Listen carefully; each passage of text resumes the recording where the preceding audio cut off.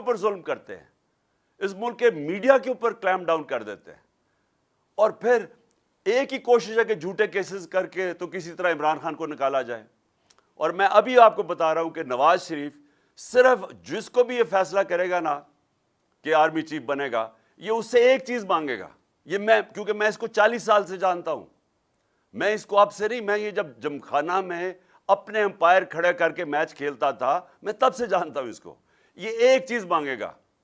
کہ تم نے کسی نہ کسی طرح عمران خان کو ڈسکوالیفائی کروانا ہے, تم نے اس کی پارٹی کے اوپر زور ڈالنا ہے اور میرے کیسز ختم کرنے ہیں. میں آج آپ اس کو اور کوئی فکر نہیں ہے